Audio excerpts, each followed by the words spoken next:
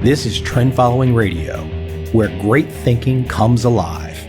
Nobel Prize winners, legendary traders, best-selling authors, and the pros that know what drive us irrational human beings. I am your host, Michael Covel. Not filtered, raw, honest. That's my passion.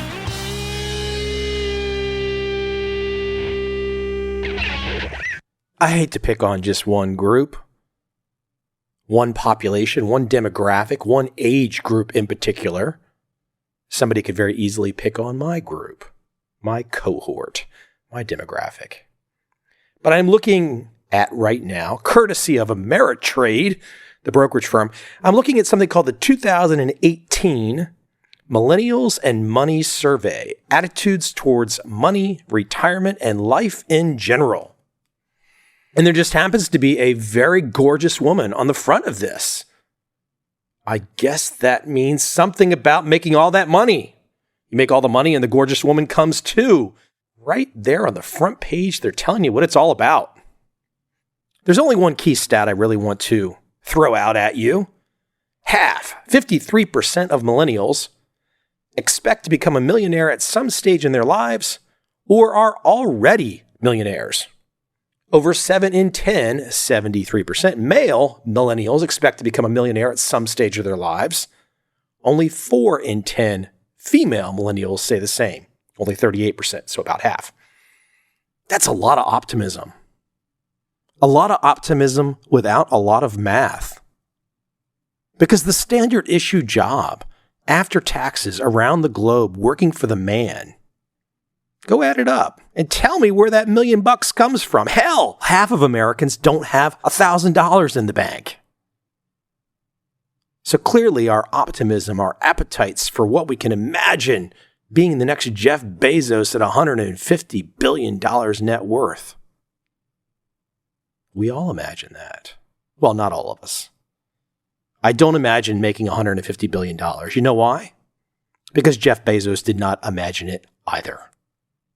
It doesn't work that way. You put a good process in place and you roll it forward, and that's how it unfolds.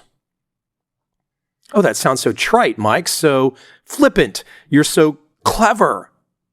Why don't you tell me exactly how to do it, Mike? I need actionable insights. Look, man, if actionable insights is part of your vocabulary, you've got a lot more problems than criticizing me. But before I dive in a little bit deeper on where I want to go today, the psychology, the mindset that I think is really the best way to approach life, to approach the world, to approach other people around us, to approach our ideas, our investments. Before I jump into that and building off that very optimistic millennial survey, let me take it to another player for a moment, an institutional player named Ned Davis.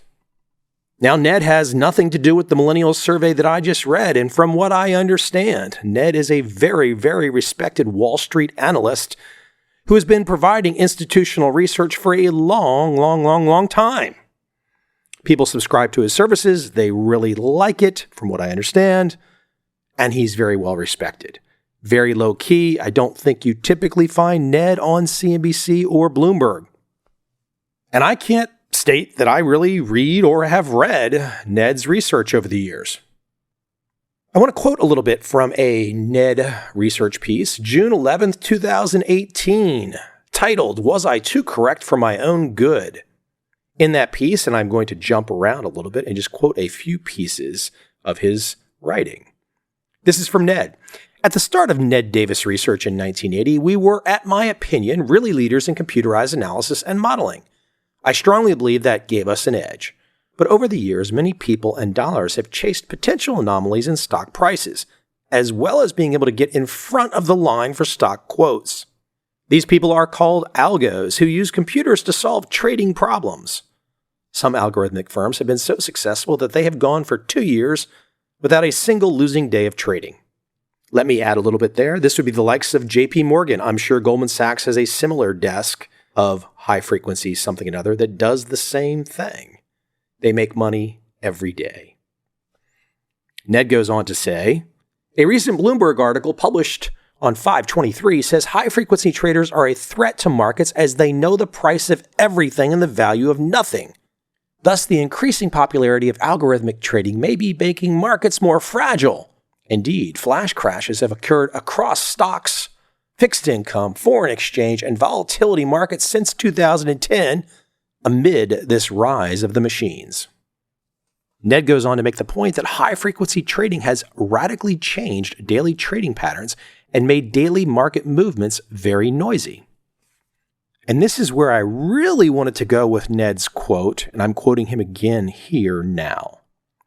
Nevertheless, I have still found usefulness in our short-term sentiment work on Davis 265, an indicator he has, and cyclical trend analysis on Davis 250, another indicator.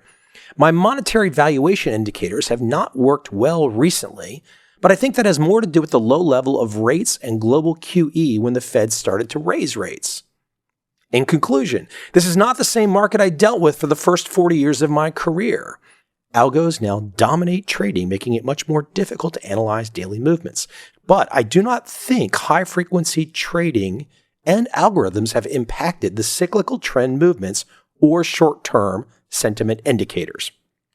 Now, Ned goes on for a little bit longer. He has a bunch of charts, a bunch of graphs. I'm taking him out of context a little bit, but not really. That's his position on high-frequency trading. Now, unlike the millennials that were optimistic that they would make the easy $1 million, Ned is a little pessimistic. He sees things as, my gosh, this has really changed. And he can't analyze the daily price movements as he once did. And that's where I diverge. Analyzing a daily price movement, that's tough sledding. One day is noise. Think about all the people that you see on Twitter all day long that have an opinion. They can tell you something in real time about what a particular market is doing, a particular symbol. They've got all the answers. They've got all the passion.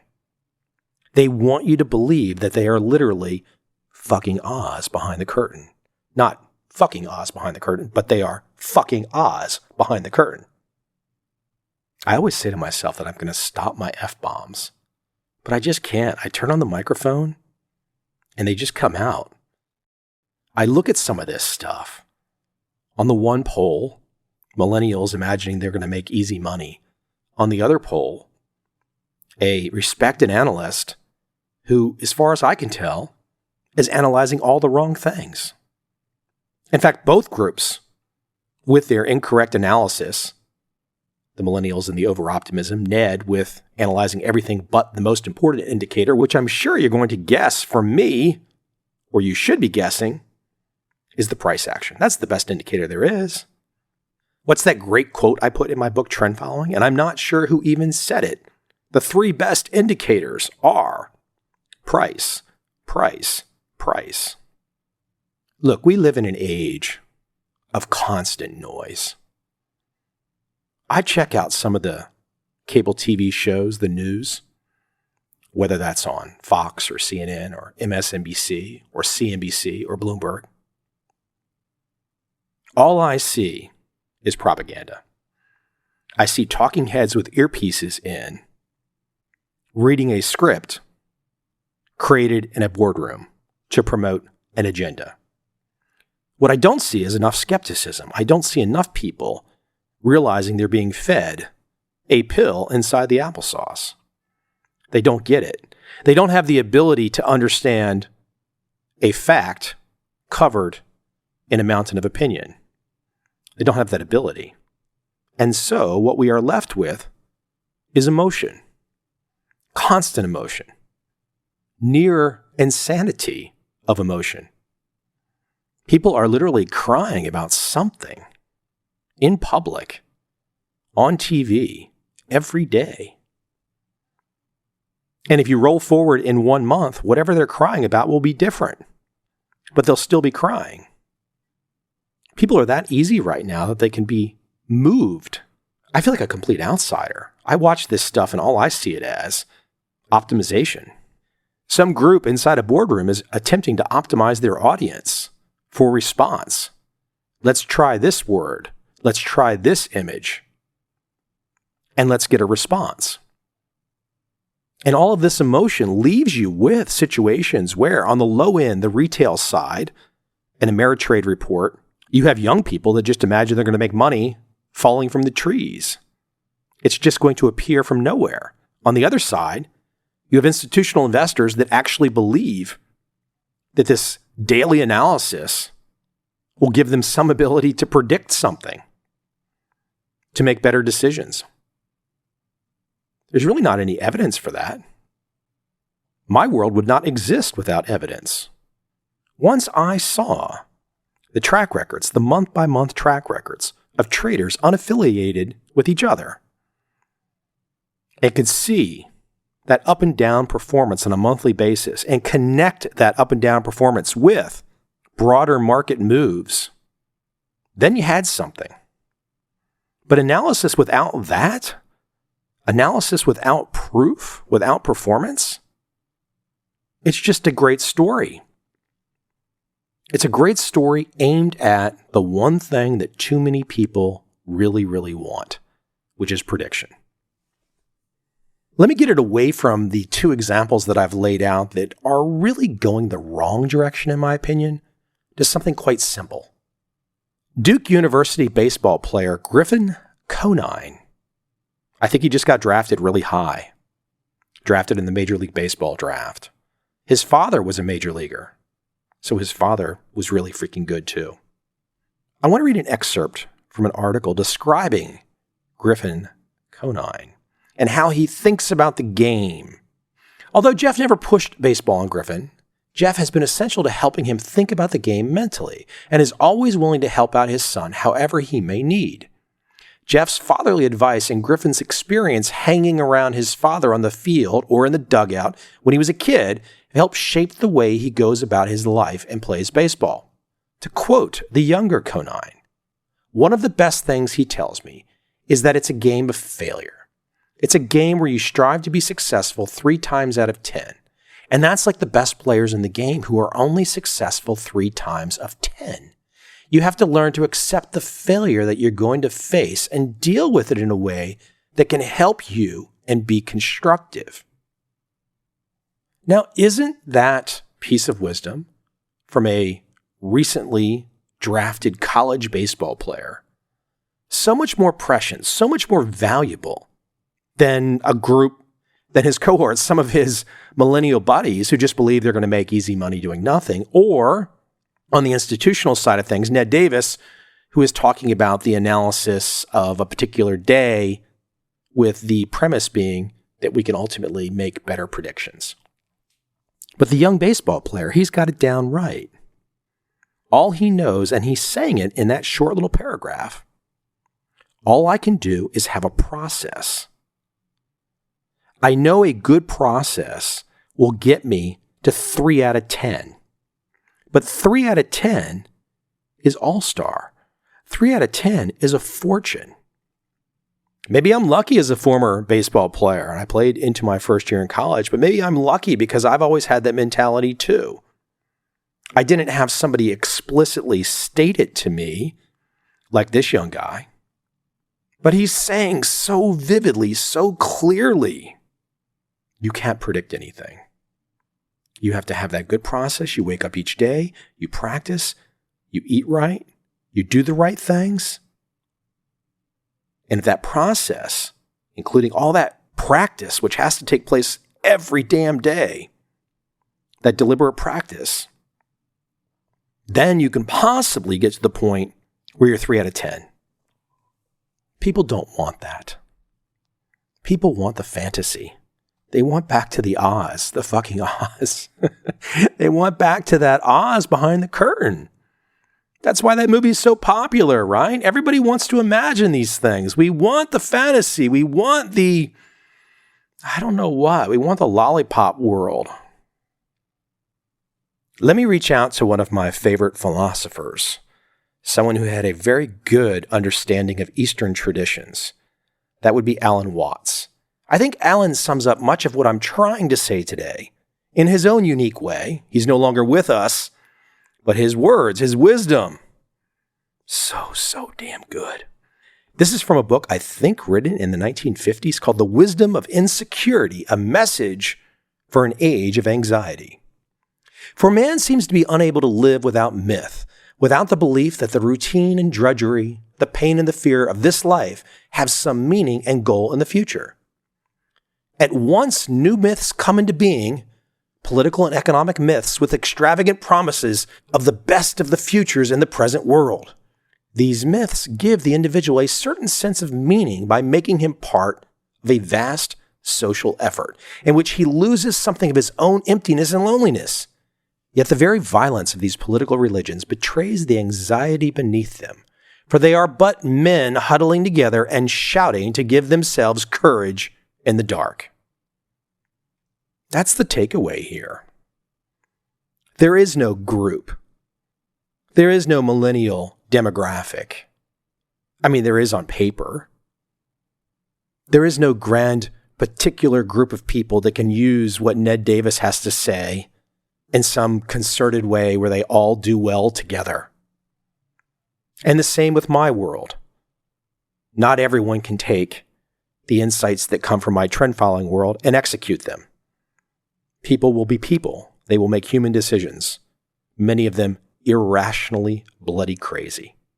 But if you can stand outside the crowd and you cannot care about what your neighbor is thinking or saying, and you can accept the notion of failure, that you are going to fail, you are going to lose, and that is all right, that's okay, that's expected, then you've got a great opportunity to just blast it out of the park over the course of a lifetime. That's what we should all want. We don't want to be the person that imagines we're going to make $1 million for doing nothing with no process, no plan. That's not going to work. Of course, the percentage of millennials that think they're going to have that money is nowhere close to what they think themselves. It's just you, man. You are on an island. You've got to make good decisions. You've got to have your good process. And if you don't, oh my gosh, you got to admit one thing. The cable TV news shows, they're exciting. I mean, they raise the blood pressure. They get it going. I mean, you want to go out and start a war, start a fight, all that kind of stuff. Now, none of that matters for any of our lives in any particular meaningful way, but it still causes us to do that. So take heed of the wisdom of that young baseball player. 3 out of 10. If you can go through life with a 3 out of 10 mindset, you're going to be a winner.